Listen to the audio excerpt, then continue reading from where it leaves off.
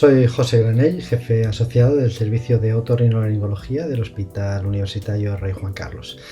Bienvenidos a este curso de ecografía para cirujanos de cabeza y cuello. Hola, soy Ana Alonso Torres y soy neuroradióloga en el Servicio de Radiología del Hospital Rey Juan Carlos desde que se inauguró en 2012. Una de las cosas que más valoro en el hospital es la excelente relación que tenemos los radiólogos con los diferentes servicios, especialmente en mi caso con otorrino. Cuando mi compañero José Granell me comentó su intención de iniciar esta aventura ecográfica y me pidió ayuda y consejo, no lo dudé. Por nuestra parte, la de los radiólogos, creo que es la oportunidad de estrechar lazos y posicionarnos como referencia en imagen médica. Por la vuestra, los otorrinos, creo que es un reto apasionante que no obstante requiere esfuerzo, rigor, dedicación y sacrificio. A lo largo de estas charlas pretendemos al menos despertar vuestra curiosidad y a los más valientes mostraros el camino para integrar esta técnica en vuestra rutina diaria de la mejor manera posible, no sin antes insistir que no os olvidéis de recurrir y apoyaros en los radiólogos de vuestros hospitales. Ecografía para cirujanos de cabeza y cuello. Poco antes de que el mundo cambiara hicimos un primer curso y de hecho la idea era haber presentado el año pasado en el Congreso Nacional un curso de instrucción en un formato más reducido que el curso de un día, lógicamente, pero con un modelo hands-on, con práctica, que es la forma más interesante y más lógica de aprender ecografía. Pero la situación es la que es y tenemos que seguir adelante, así que por el momento os ofrecemos el formato virtual. Y permitidme que dedique un par de minutos a justificar, a explicar por qué un cirujano de cabeza y cuello debe aprender y hacer ecografía. De hecho, lo que quiero transmitiros es que realmente lo anómalo es que no llevemos años ya haciéndolo. ¿Por qué tenemos que aprender ecografía? Bueno, la ecografía es una exploración no invasiva, reproducible, repetible, que nos aporta información en tiempo real y que utilizan habitualmente otros compañeros médicos, tanto en atención primaria como en diversos servicios de atención especializada en su rutina habitual. La exploración ecográfica del cuello es mejor que la exploración manual y es una herramienta que tenemos a mano de manera muy accesible en todos los hospitales y que es relativamente fácil de incluir en nuestra rutina habitual de trabajo. De hecho, muchos de vosotros seréis ya conscientes, la oferta de cursos de formación en ecografía para cirujanos de cabeza y cuello es cada vez mayor. Os pongo algunos ejemplos de lo que hay por el mundo, pero realmente había poca oferta en nuestro entorno. Este fue el motivo por el que empezamos el modelo de curso. Pero ¿por qué la ecografía? La pregunta, como os digo, es realmente ¿por qué no? Es una exploración eficiente. De hecho, disminuye la necesidad de realizar muchos estudios radiológicos. Por ejemplo, la mayoría de las pruebas de TC o de resonancia que realizamos para la patología nodular de tiroides y de glándulas salivares. No genera morbilidad, nos da un mayor grado de autonomía que multiplica nuestra capacidad de alta resolución en la consulta, nos permite el seguimiento evolutivo de las lesiones y una exploración de las mismas en tiempo real. ¿Por qué no hacer ecografía en el servicio de otorrino? Pues realmente la única explicación que encuentro es el miedo a lo nuevo, que conlleva el mantener una dependencia total de los servicios de radiodiagnóstico en lugar de encontrar pues una nueva forma de colaboración. Sobrecarga de trabajo, pues como os he comentado, realmente nos permite ser más eficientes, más resolutivos y desde un punto de vista global en realidad lo que hace es quitar trabajo. Y un último argumento no rebatible, no tengo ecógrafo. Bien, ahora hablamos de esto. Las indicaciones en nuestra consulta pues, son fundamentalmente de dos tipos, indicaciones diagnósticas y terapéuticas. El diagnóstico es para el manejo de patología que vemos habitualmente en la consulta de cirugía de cabeza y cuello, el manejo de las masas cervicales, manejo diagnóstico, el manejo en general de la patología nodular tiroidea, toda la patología nodular de las glándulas salivares y la valoración en uno u otro contexto de las adenopatías cervicales. Puede ser una herramienta muy muy importante para el seguimiento de los pacientes con cáncer de cabeza y cuello. Soy consciente de que en algunos servicios de otorrinolaringología se realizan las punciones nosotros mismos en un determinado momento, pero hoy en día el estándar de la punción en cabeza y cuello es con control ecográfico. Y bueno, indicaciones terapéuticas desde el drenaje de colecciones, la inyección percutánea de sustancias, por ejemplo la inyección intraglandular de toxina botulínica u otras sustancias. Y bueno, un mundo de posibilidades actualmente en franca expansión para el tratamiento percutáneo con control ecográfico ablativo de patología diversa, aunque con lo que hay más experiencia probablemente es con la patología nodular tiroidea. La ablación por ultrasonidos precisa un equipamiento específico que realmente hoy en día no es todavía de uso generalizado. No tengo ecógrafo. Bueno, estos son algunos ejemplos de ecógrafos que uno se encuentra recorriendo el hospital. En casi cualquier sala donde estemos tenemos un ecógrafo. Si estamos en quirófano siempre tenemos la posibilidad de hacer una ecografía intraoperatoria previa, por ejemplo, a una cirugía de glándula tiroides. Siempre hay un ecógrafo en la zona de quirófanos. Y en cualquier hospital grande, probablemente, si dais alguna vuelta, encontraréis más de un ecógrafo en desuso que podéis adoptar para empezar a realizar los procedimientos. En cualquier caso, es una tecnología con un coste muy asumible y que, si necesitáis, normalmente deberíais poder razonar con vuestros gerentes. ¿El consentimiento informado para la ecografía? Pues no hacemos ningún tipo de consentimiento informado documentado ni escrito, igual que tampoco lo hacemos cuando vamos a palpar el cuello a un paciente. Es una prueba no invasiva con un riesgo de lesión al paciente nulo. De hecho, la única circunstancia en la que hemos utilizado un consentimiento informado previo a la realización de ecografía ha sido precisamente una descarga de responsabilidad en relación con el curso que os he comentado antes, por los eventuales hallazgos que pudiéramos encontrar en los propios alumnos del curso, que eran a su vez los sujetos de exploración.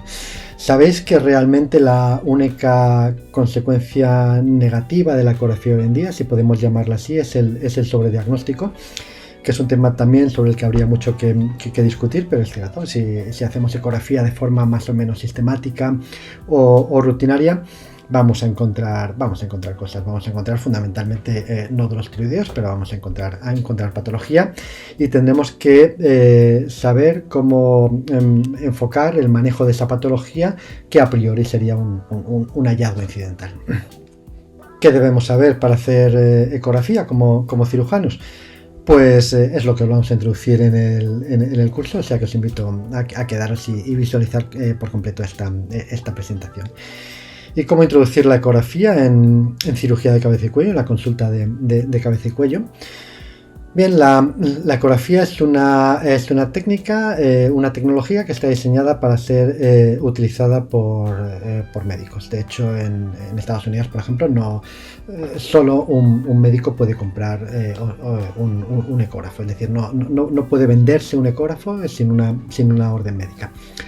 Dado que son procedimientos que se están generalizando, se está también intentando sistematizar la formación y la obtención de privilegios o de capacitación para su uso. ¿Sabéis? Os he comentado antes, es una tecnología que se usa en muchos centros de atención primaria y bueno, multitud de otros especialistas, pero sí es verdad que hay algunas líneas de trabajo que intentan hacer una formación o promover un uso reglado por parte de los cirujanos de esta tecnología de diagnóstico. En nuestro caso, lo que hice yo fue proponer ya en el año 2018 un programa de formación para los propios compañeros del servicio de otorrinolaringología. Esto fue un poco la época en la que empezamos a interesarnos por el tema de la ecografía de forma más decidida, y coincidió por un lado con nuestra dedicación a la consulta monográfica de cirugía de cabeza y cuello, y por otro lado el interés en el manejo de la patología nodular, de la patología quirúrgica de la glándula tiroides.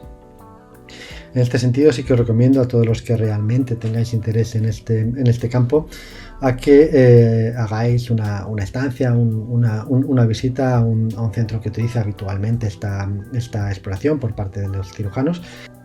En mi caso tuve la suerte de poder pasar unos días en el Hospital Mount Sinai de Toronto con Jeremy Freeman, que es probablemente la referencia en el uso de la ecografía a nivel global para los cirujanos de cabeza y cuello. Os doy un par de textos de referencia. Este es el AUJA, que probablemente es el texto más completo de ecografía en cabeza y cuello. Hay una edición reciente. Y bueno, y el de Henrik Iro. Y como todo, aprender y practicar. La práctica en este caso tiene la ventaja de que es absolutamente inocua para el sujeto explorado, o sea que podéis repetirla cuantas veces queráis. Esto es una mini sesión de Ana Alonso en nuestro servicio de otorrinolaringología. Esta es la consulta que utilizo yo habitualmente a primera hora de la mañana, como veis, para los adjuntos del servicio de otorrinolaringología. Tenemos que condensar varias horas de exposición teórica en 45 minutos, de modo que seremos muy concisos. Unas pinceladas sobre aspectos básicos de ecografía, también de forma muy somera revisar la anatomía ecográfica del cuello, el tema estrella, que es el nódulo tiroideo, también unas pinceladas breves sobre la masa cervical y por último el manejo ecográfico de la patología de las glándulas salivares. En esta primera charla abordaremos aspectos técnicos de la ecografía que nos van a permitir entender mejor la formación de la imagen y por lo tanto obtener un mayor rendimiento de la misma. Dividiremos la charla en 3 bloques: principios básicos de los ultrasonidos, tipos de ecógrafos y sondas y abordaremos brevemente la semiología ecográfica. En el primer bloque vamos a ver que la optimización de la exploración depende de factores técnicos generalmente propios del aparato, del conocimiento de la patología, que os lo asumimos, y también del conocimiento de la anatomía ecográfica y de las bases físicas. A lo largo de estas charlas abordaremos estos 2 últimos aspectos. Concretamente en esta primera nos centraremos en las bases físicas. Debemos de recordar que el estudio ecográfico es un estudio dinámico y operador dependiente. La ecografía se basa en la detección y representación de la energía acústica reflejada en los tejidos. Más que en los propios tejidos, la energía acústica se refleja en interfaces, que son la posición de materiales con diferentes propiedades y que condicionan la dispersión de esta energía acústica. Las ondas reflejadas se denominan eco y las representamos en imágenes bidimensionales de alta resolución en la escala de grises. Existen variables técnicas fijas, pero hay otras controladas por el usuario que debemos de conocer. Este es un esquema muy sencillo de cómo se forma la imagen ecográfica. El ultrasonido parte de una sonda, se refleja en el tejido, más que en el tejido, en la interfase, como hemos dicho, y vuelve a la sonda. Así el sonido se transforma en imagen. Dependiendo de la cantidad de energía recogida y del tiempo de eco, vamos a poder ver esta imagen en 2 dimensiones en escala de grises. Bueno, los parámetros técnicos que vamos a tratar dependen de diferentes factores, del equipo, de los tejidos o de la interacción de las ondas con los tejidos. Vamos a abordar el segundo bloque, que son los tipos de ecógrafos y sondas. Bueno, hay diferentes tipos de ecógrafos. Los podemos dividir por la gama a la que pertenezcan. Hay ecógrafos de gama alta, gama media, gama baja. Hay portátiles, tabletas como esta que vemos aquí, que son tabletas convencionales a las que se puede acoplar una sonda. Para elegir el equipo apropiado, pues debemos de tener en cuenta diferentes factores. Por ejemplo, qué uso se le va a dar, cuántas exploraciones se pretenden hacer al año, el tiempo de sala empleado. Y para calcular los costes, pues tendremos en cuenta los costes estructurales, que dependerán del uso más o menos intensivo que queramos hacer de ese aparato, y también del material fungible o los costes del personal. Bueno, los elementos del ecógrafo que condicionan la calidad de la imagen son básicamente 2, las sondas y el resto del equipo. Las sondas tienen 2 funciones, transductor y receptor, y el resto del equipo consta con un hardware y representación de la imagen en una pantalla. Como os decía, el elemento más característico del ecógrafo son las sondas. y tienen dos funciones. La primera función es la emisión de ultrasonidos, que lo hace a través del transductor.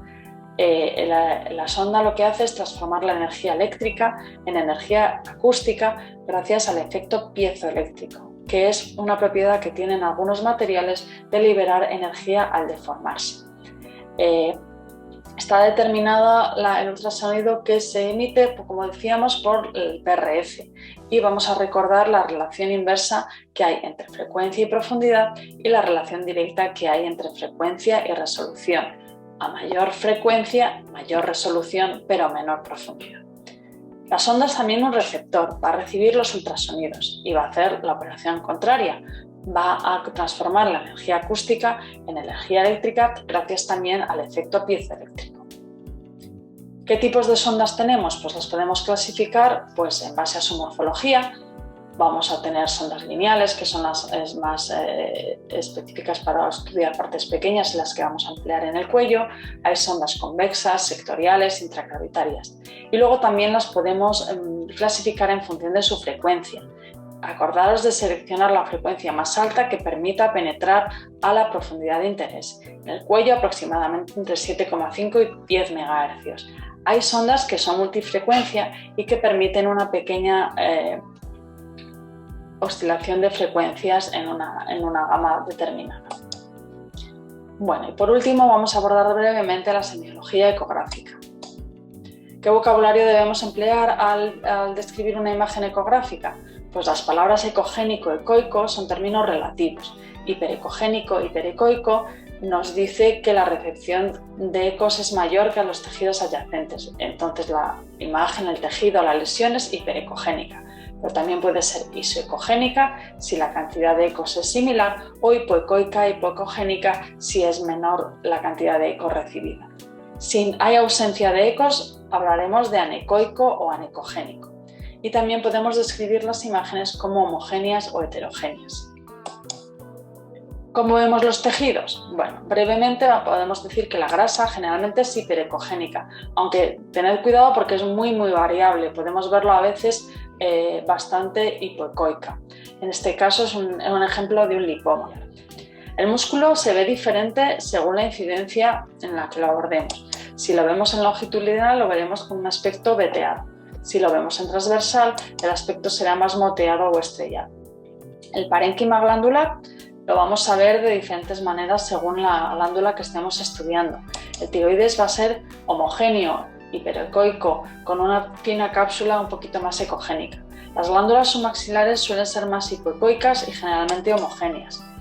Y las glándulas parótidas van a tener una ecogenicidad variable según la cantidad de grasa que tengan, y vamos a ver ganglios intraparotídeos fisiológicos.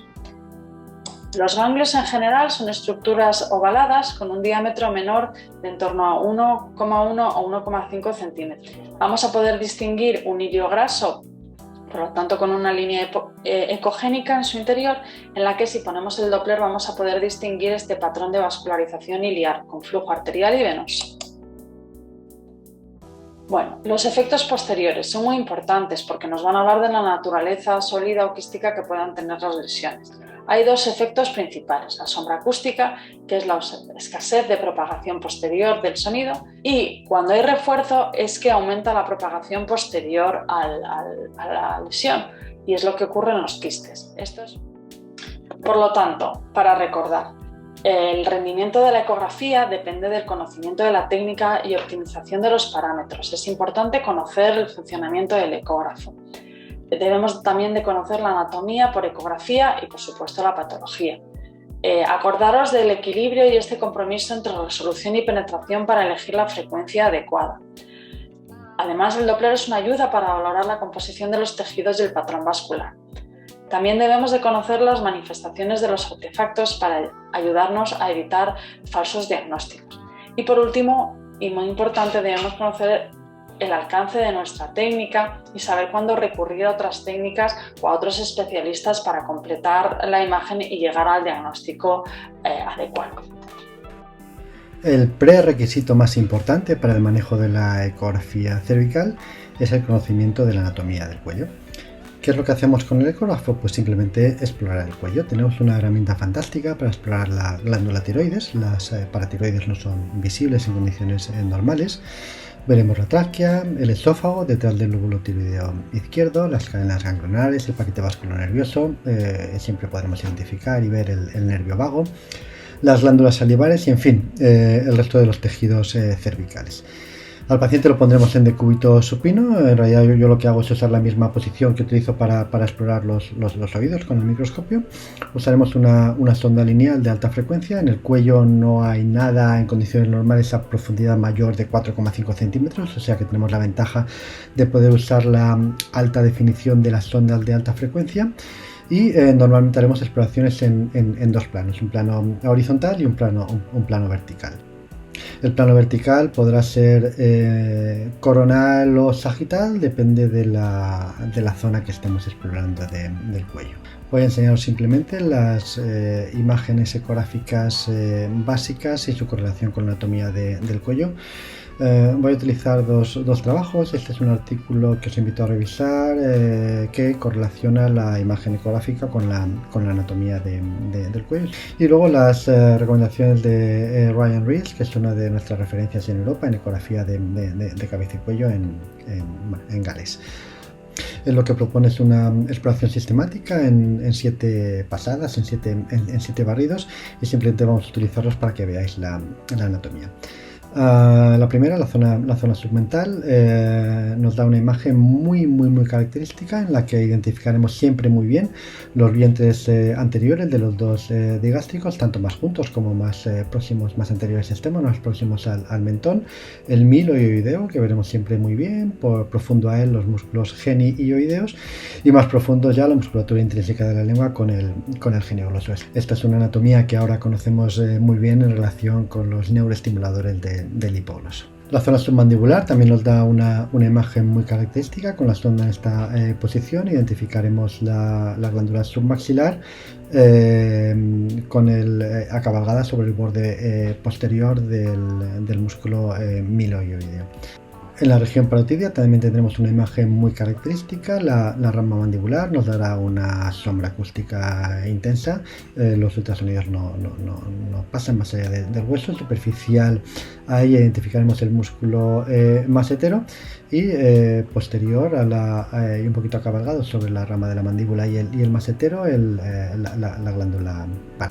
Podemos explorar el eje vasculonervioso. Identificaremos siempre muy bien la carótida o las carótidas cuando hagamos la exploración más alta, la vena yugular. Si tenemos alguna duda utilizaremos el Doppler. Se identifican muy bien las estructuras vasculares y entre ellas el vago. Las cadenas posteriores vamos a olvidarlas en esta presentación, y la exploración más característica, que es la de la región anterior del cuello. Podemos explorar la laringe, sí, podemos ver las cuerdas vocales y la movilidad de las mismas con el ecógrafo, y la ecografía de la glándula tiroides, a la que vamos a dedicar un tema específico. Vamos a valorar el manejo ecográfico del nódulo tiroideo y el impacto que los sistemas TIRADS han tenido en el manejo de los mismos. El abordaje de tiroides puede ser múltiple. Puede haber una valoración clínica, analítica y ecográfica. La guía de 2015 de la Asociación Americana del Tiroides, ATA, aborda todos estos aspectos y os remito a ella. Yo me voy a centrar en el estudio ecográfico del tiroides. Dentro de la exploración de tiroides, pues vamos a valorar brevemente la exploración ecográfica en general y después nos vamos a centrar en el nódulo tiroideo. Con respecto a este primer aspecto, en la valoración ecográfica vamos a tener dos planos principales de exploración, el axial y el longitudinal. En el plano axial vamos a distinguir el istmo tiroideo por encima de la tráquea, los lóbulos derecho e izquierdo, la carótida común lateral a los lóbulos tiroideos y luego la musculatura prelaringia y el esternocleidomastoideo. El esófago se va a localizar posterior al lóbulo tiroideo izquierdo. En el corte longitudinal vamos a ver el lóbulo tiroideo y los cartílagos traqueales. También vamos a poder valorar la musculatura prelaringia. El estudio del tiroides debe de ser siempre sistemático. Un primer corte recomendable es en línea media para valorar ambos lóbulos tiroideos y poder compararlos. Después, lóbulo por lóbulo, generalmente comenzando por el derecho, vamos a ver los lóbulos y podemos medir su volumen con la fórmula del elipsoide.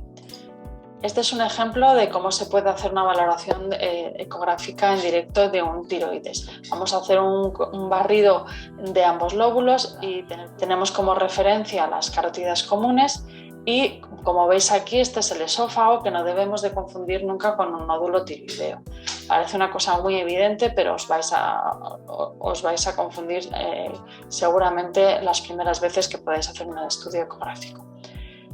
Siempre hay que hacer barridos sistemáticos de ambos lados, tanto de los lóbulos tiroideos como de los espacios carotídeos, para valorar si hubiera ganglios patológicos, intentar localizarlos y caracterizarlos.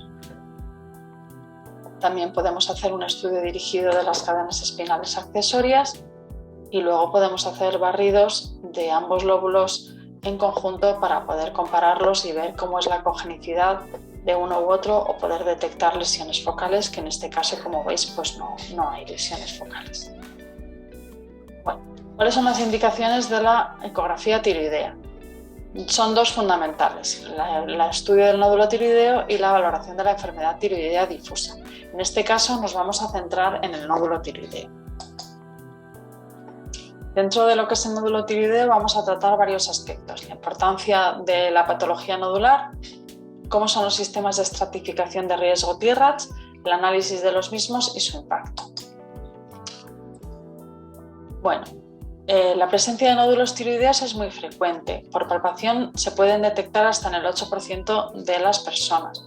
En estudios de autopsias hasta un 50%, y con ecografía cerca del 70% de las personas tendrán nódulos tiroideos. La incidencia de malignidad es, sin embargo, bastante baja, entre 1,6 y un 12%.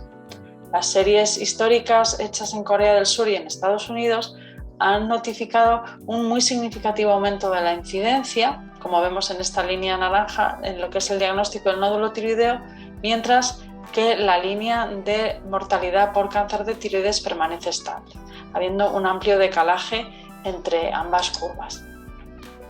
Este fenómeno ha tenido dos consecuencias principales, que son el sobrediagnóstico y el sobretratamiento. Estos conceptos son respectivamente el diagnóstico y tratamiento de tumores tiroideos que, de no haber actuado sobre ellos, no habrían condicionado morbimortalidad y, sin embargo, han conllevado controles ecográficos, punciones, incluso cirugías. El sobrediagnóstico en Estados Unidos entre 2003 y 2007 afectaba a un amplio porcentaje de mujeres tratadas y a un menor porcentaje de hombres. Con respecto al sobretratamiento, en un estudio a lo largo de 10 años en Japón se vio que el análisis de costes quirúrgicos multiplicaba por más de 4 los costes del seguimiento activo. Y en Estados Unidos, entre 2010 y 2019, el coste del tratamiento aumentaba de $1.400 millones a $2.400, a expensas de un aumento exponencial en el diagnóstico de carcinoma papilar de tiroides de bajo riesgo.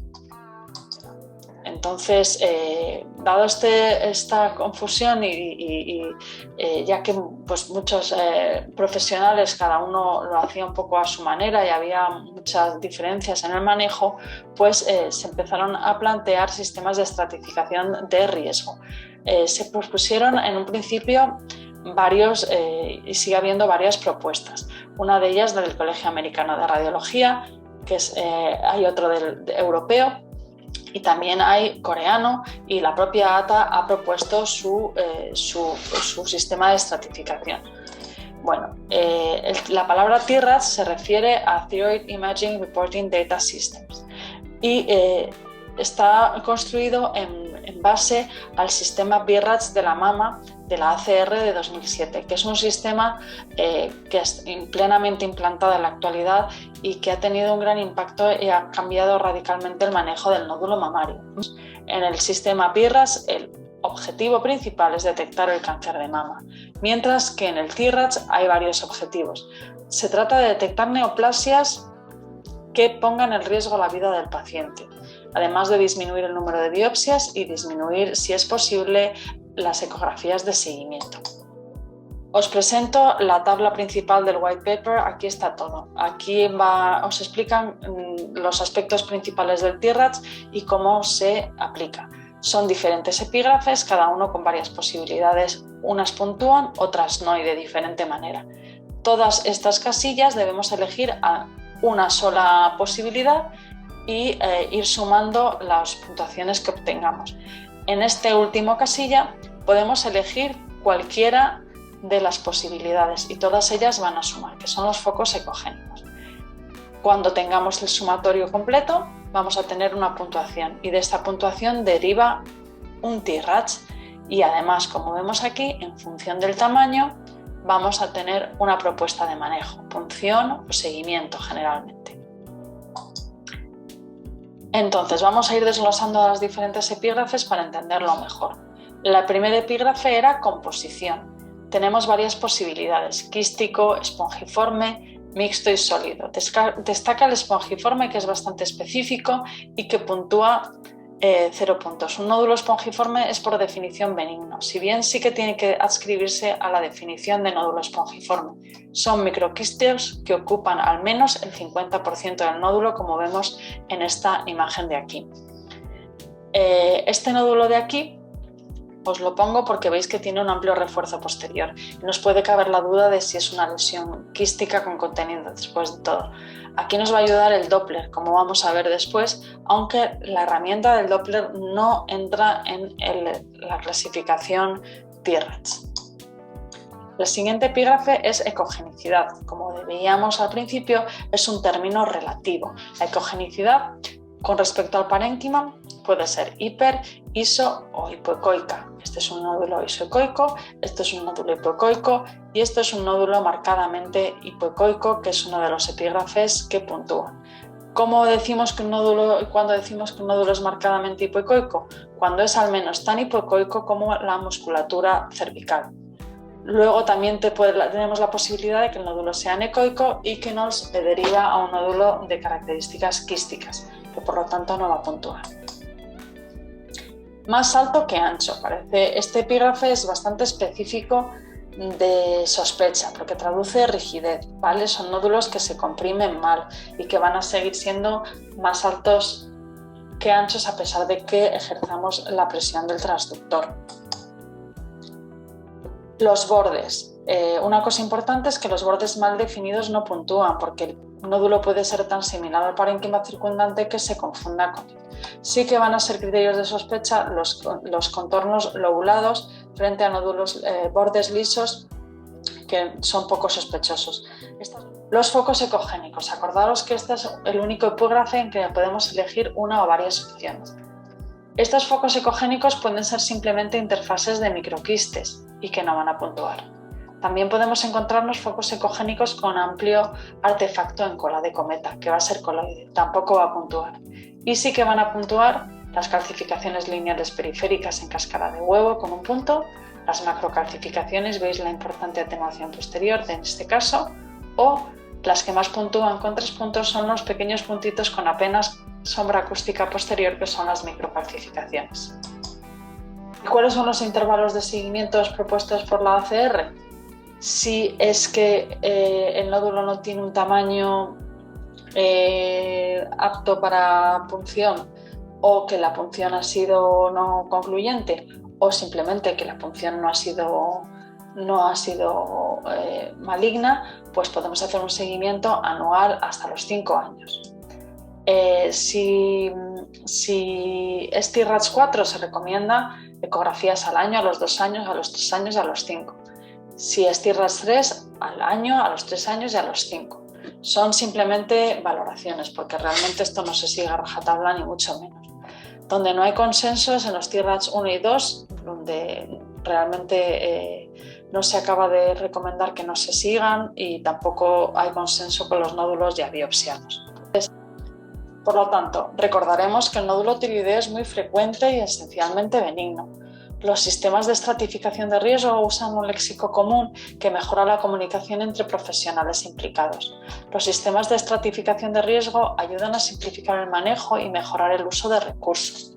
Existen diferentes sistemas TIRADS por su difusión, sencillez y los resultados. Recomendamos el TIRADS de la ACR. En el futuro esperemos que se consoliden las diferentes propuestas y que se decanten, pues, por ejemplo, por la de la ACR, por lo que os decía, y que se estipulen intervalos de seguimiento y con validez intervasador, etcétera, etcétera. No tenemos tiempo para detenernos en el diagnóstico diferencial correcto de las masas cervicales, que como sabéis es una de las batallas eternas de nuestra especialidad, pero probablemente este es el foro en el que esto sea menos necesario. Las masas malformativas, bueno, normalmente clínicamente son fáciles de diagnosticar. Si tenemos además el ecógrafo, por ejemplo en un quiste tirogloso, podemos confirmar la naturaleza quística de la lesión. Ecográficamente es algo relativamente sencillo. A la vez aprovechar para confirmar que hay glándula tiroidea en posición eutópica y no necesitamos nada más. Podemos programar al paciente para cirugía directamente en la primera consulta. Con respecto a las adenopatías, recordad esto: la ecografía es la técnica de elección para el estudio tanto de la glándula tiroides como también de los ganglios linfáticos, antes que la resonancia y el TAC. La ecografía nos va a decir casi todo lo que necesitamos saber de un ganglio y si quedan dudas nos guiará para pinchar. Tenemos herramientas adicionales para completar la valoración, como el Doppler, que puede ser muy informativo en el caso de las adenopatías. Y la punción, en este caso sí que hay consentimiento, es un procedimiento invasivo. Y bueno, tampoco tenemos tiempo para detenernos en la técnica de la ECOPAC. Podemos hacerla con la Cameco o con otros dispositivos. Este, si queréis, podría ser el argumento definitivo para que las masas cervicales se deriven para diagnóstico a donde tienen que derivarse, aunque supongo que seguirá siendo una batalla imposible. En esta charla vamos a hablar de la ecografía en la patología de las glándulas salivares. Las glándulas salivares son estructuras muy superficiales y, por lo tanto, muy accesibles a la ecografía. Por su disponibilidad e inocuidad es la prueba de elección como primer abordaje de la patología glandular.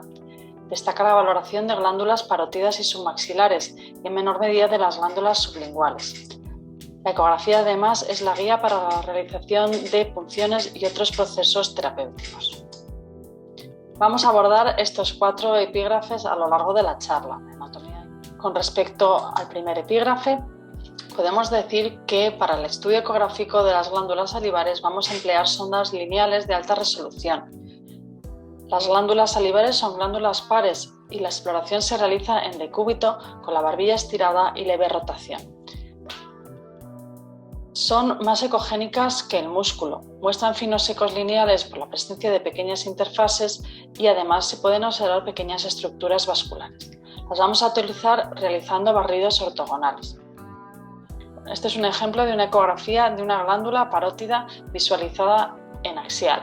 Vemos esta parénquima relativamente homogéneo con finos ecos lineales que representan el intersticio y en el estudio Doppler vemos pequeñas estructuras vasculares con escasa vascularización generalizada.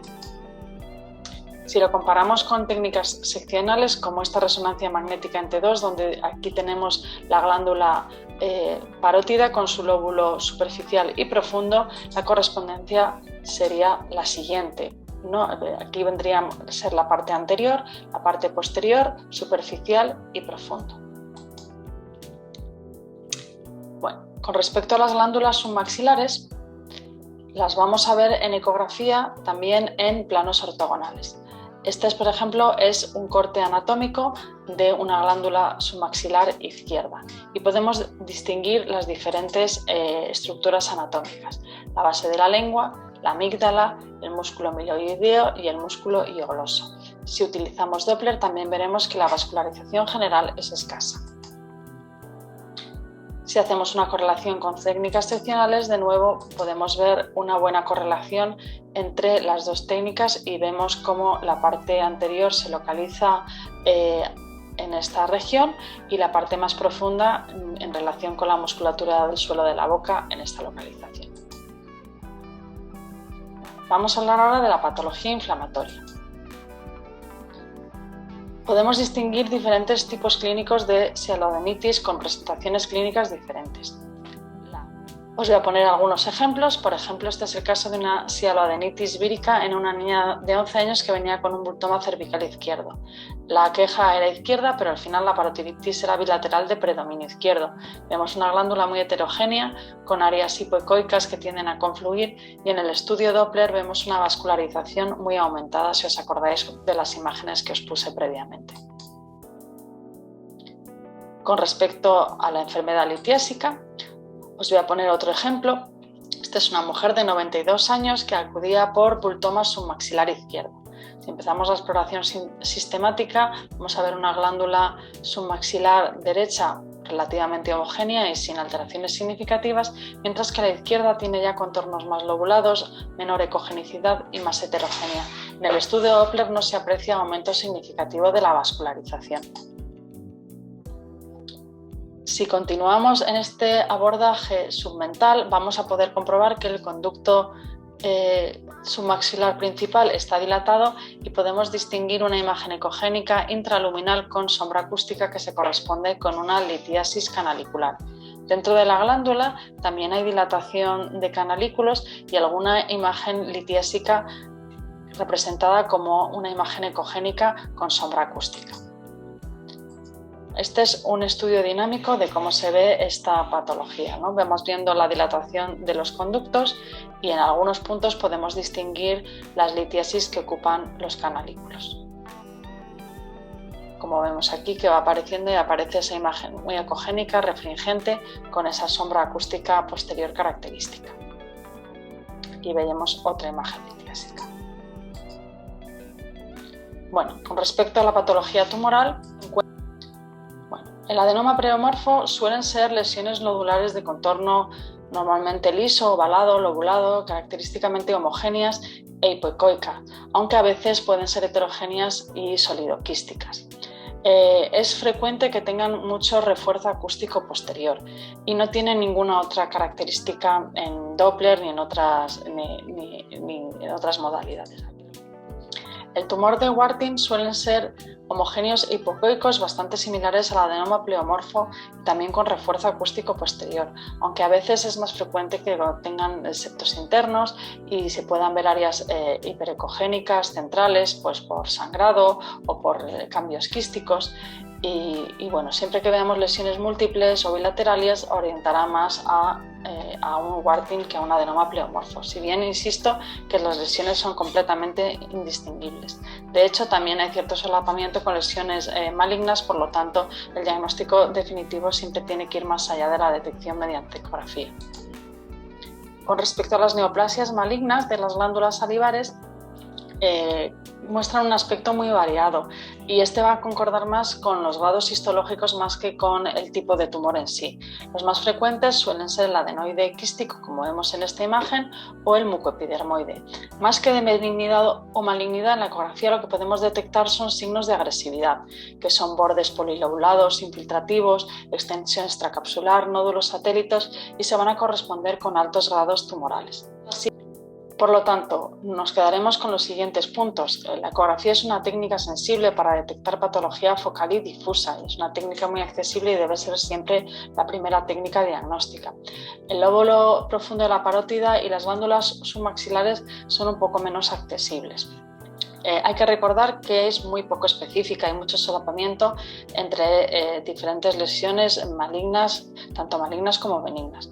Es una guía ideal para realizar punciones diagnósticas y más que en criterios de benignidad o malignidad, insisto en que debemos referir a si hay signos de agresividad que nos puedan orientar a un proceso maligno.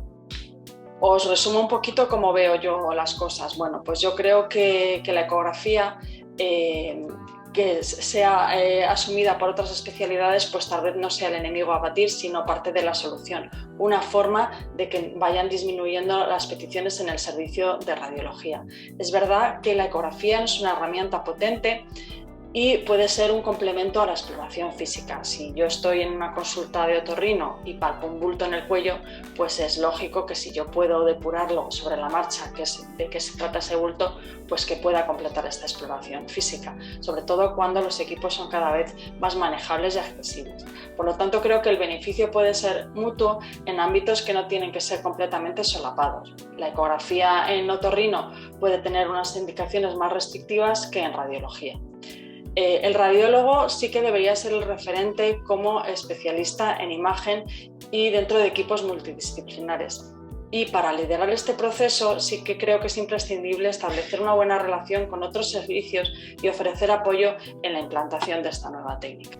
Esperamos haber despertado el interés de los que no conocíais este aspecto de nuestra especialidad y haber aportado algo de información a los ya iniciados. No me queda más que agradecer el entusiasmo de Ana Alonso, sin la cual esto no sería posible, y quedamos a vuestra disposición.